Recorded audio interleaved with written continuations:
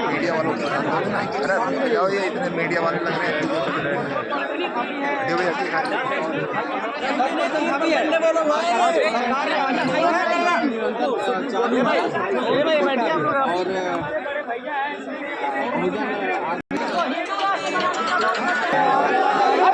वो केंद्र सरकार की है, पुलिस किसकी है? वो केंद्र सरकार की है। हॉस्पिटैलिटी किसकी है? वो केंद्र सरकार की है। केवल और केवल टैक्स वसूलना काम है वो दिल्ली सरकार का है, और दिल्ली सरकार ने टैक्स वसूला और उस टैक्स के पैसे का भरपूर इस्तेमाल किया।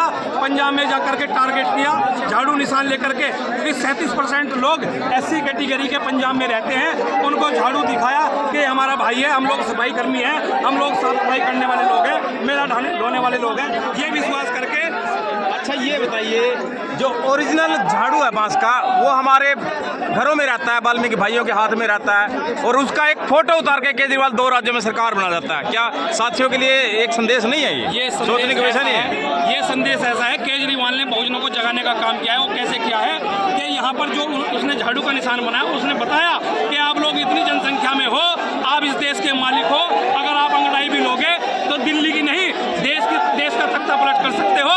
तो केजरीवाल का जो ये भी हम धन्यवाद करना चाहेंगे, उसने हमें जगाया।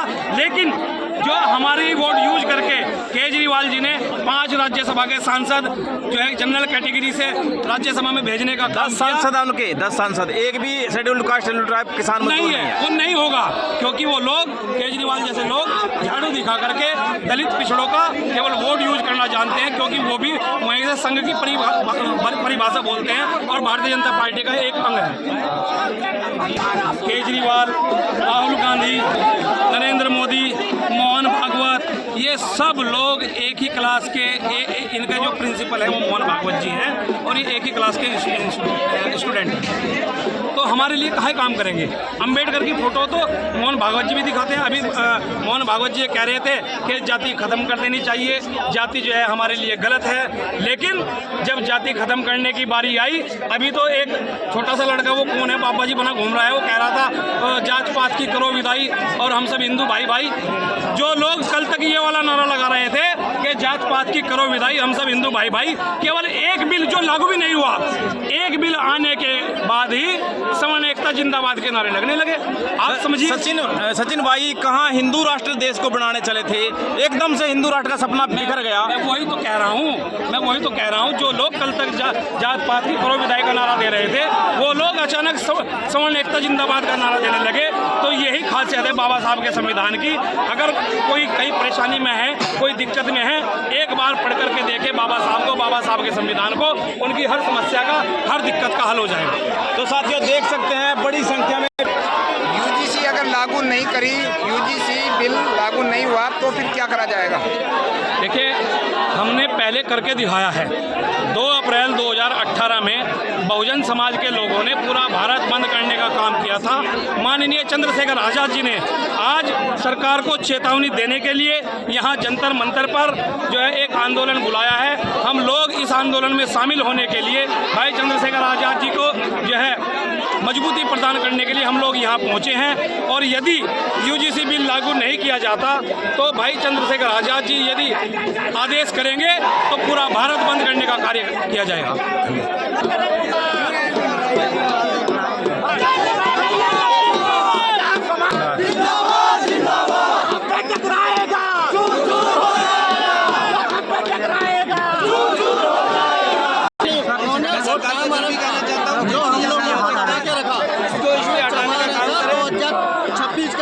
चमार है, ये दबने वाले नहीं है, ये तोड़ के काम से भी जानते हैं, चमड़े की चूर हो जाएगा। और जो हमारे भारत वर्ष के नौजवान पूरे भारत से ट्रेन से चलकर, बस से चलकर, ऑटो से चलकर, बैटरी रिक्शा, ई रिक्शा से चलकर पैदल आके आए हैं। और आजाद समाज पार्टी जिंदाबाद है, जो है आजाद समाज पार्टी जिंदाबाद रहेगा। पार्टी के नारा लगाने से जो UGC को सामना वापस हो ही जाएगा ना, हो जाएगा, पूरा हो जाएगा। बहुजन आंदोलन करेगा। हो जाएगा जब बहुजन समाज आंदोलन अधिनियम आया था, कम से कम उसका समर्थन तो उन्हें मुखर रूप से करना चाहिए। चिराग पासवान तक भी इस पे खुले रूप से नहीं बोल रहे हैं। वो कह रहे हैं कि हाँ हमारे समाज के साथ शोषण होता था और आज भी हो रहा है, तो हमें सबका ध्यान रखना होगा। भाई ध्यान क्या रखना होगा? समर्थन में क्यों नहीं है? बड़ा पर्सन है। उनको अपनी व्यक्तिगत राजनीति से उड़कर समाज को ध्यान नहीं देंगे तो आपका समाज जग चुका है। हम युवा जग चुके हैं। अब हमारे लिए जो साथ देगा, जो लड़ेगा, हम उसी को वोट देंगे। चिराग पासवान नरेंद्र मोदी जी के हनुमान हैं और उनका कहने पर चलते हैं। वही तो हनुमान है, इसीलिए तो विडम्बना है। बहुजन समाज के नेता हैं, उन्होंने अपने पिताजी से सीखना चाहिए कि रामविलास पासवान जी मंडल आयोग को लागू कराने में कितना महत्वपूर्ण भूमिका निभाए। मैं खुद एक बैकवर्ड समाज से आता हूँ, चौरसिया समाज से बीजेपी को वोट करता था, बट इस समय अब चौरसिया समाज से भी निवेदन करता हूँ कि आप लोग बीजेपी का साथ छोड़ दीजिए, क्योंकि वो आपके बच्चों का, आपके भविष्य का हक मारने का काम कर रही है। वहाँ पर आपके बच्चों को तनिक भी वहाँ पर आपको सहूलियत नहीं मिल रही है। वहाँ से उनके जब संवैधानिक हत्याएं होंगी, उनको शिक्षा से महरूम कर दिया जाएगा, वहाँ पर उनको NFS कर दिया जाएगा, तो कैसे हम अपने भागीदारी को सुनिश्चित कर पाएंगे? क्या हम सिर्फ रोजी रोटी कमाने के लिए मजदूरी ही करेंगे क्या?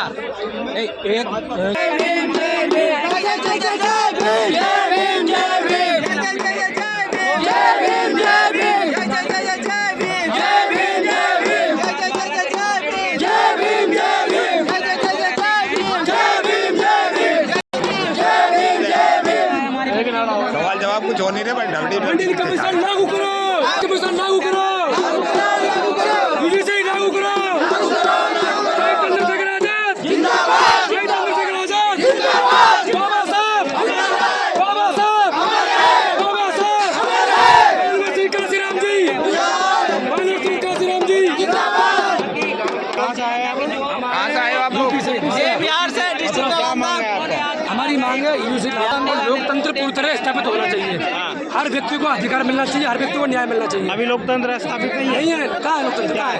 नीचे रखने पर हत्या होती है, पानी पीने पर हत्या हो जाती है, घोड़ी चढ़ने पर अपराध रोकी जाती है। क्या लोकतंत्र है? लोकतंत्र का मतलब बेगम पर राज। गुरु रविदास जी कहते हैं बिना गम का राज। ऐसा चाहूँ राज में जहाँ छोटे बड़े सब संग रहे, गुरदास रहे प्रसंग। ऐसा राज आना चाहिए देश में, हर व्यक्ति बराबर हो, हर व्यक्ति को अधिकार मिले, महिलाओं को सम्मान मिले, जातिवाद खत्म हो, अखंड भारत बने। कहाँ है? सब कहते हैं हिंदू भाई भाई। कहाँ है हिंदू भाई भाई? अगर तुम्हारे हिंदू भाइयों को कुछ मिल रहा है, तुम विरोध क्यों कर रहे हो? तो भारत में लोकतंत्र स्थापित नहीं है। हमारी जिम्मेदारी है, हर व्यक्ति की जिम्मेदारी है, भारत का संविधान पूर्ण रूप से लागू हो, लोकतंत्र स्थापित हो, यूजीसी लागू हो, मंडी कमीशन लागू हो, बैकलॉग के पर पूरा होना चाहिए। कहाँ है पूरे? जो हमारी सीटें हैं हमें कहाँ मिल रही हैं? हमारे बच्चे भाई रोहित वेमुला यूनिवर्सिटी का टॉपर अगर आज क्या है?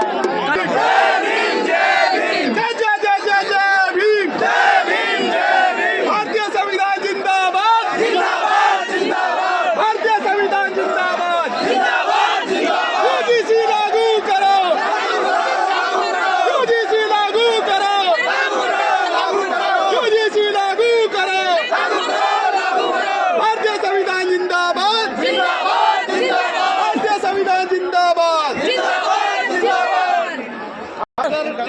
योजना एक हमारे किसी होनहार छात्र की मौत का कारण कुछ मनवादी लोग बन जाते हैं। इसलिए देश में यूनिवर्सिटियों में सब में यूजीसी लागू होना जरूरी है, ताकि अपराध न हो, अपराधी भी न बने। हम ये भी नहीं चाहते कि किसी को बेवजह फंसाया जाए, तो इसलिए अपराध करने से पहले वो लोग डरें। इसलिए नहीं बात यूजीसी को हर जगह लागू होना चाहिए। अभी इसमें संशोधन होना चाहिए, इसमें संशोधित होकर के उन सभी छोटे बड़े कॉलेज देख सकते हैं बड़ी वर्ष में यूजीसी लागू की जाए। जो छात्र छात्राओं के अंदर भेदभाव हो रहा है और जाति के नाम से पुकारे जा रहे हैं, उस भेदभाव को खत्म किया जाए। हमारे चंद्रशेखर भाई आने वाले हैं यहाँ पर। ये लग रहा है कि आप पार्टी का झंडा लेके और जय जयकार करने के लिए आए हुए हैं। नहीं चीज की मांग करना चाहते हैं, बिल चालू करना चाहते हैं। नाम किया यूजीसी बिल के सपोर्ट में है। यूं पकड़ो पहले यूनिवर्सिटी में तो ये सवर्ण लोग जो भेदभाव करेंगे उसमें यूजीसी के नाम पे मेरे को आप बताएंगे यूजीसी है क्या? यूजीसी ये है, सुनिए आप बताइए। इसका पूछने का मतलब जैसे अभी तक भेदभाव होता नहीं है। सर यूजीसी क्या है यूजीसी? ये आयोग बनाया है सरकार ने, केंद्रीय सरकार ने 1953 में आयोग बनाया था यूथ कमीशन। तो 1953 से तो यूजीसी में चलाव होते हैं। आप यूजीसी बिल के समर्थन में आए हुए हैं। यूजीसी बिल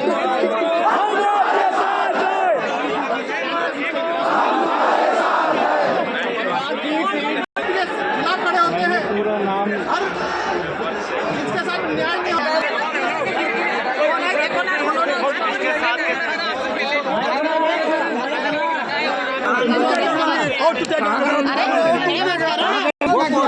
टीका लगा खाटू शाम को फोटो करवा के बताओ।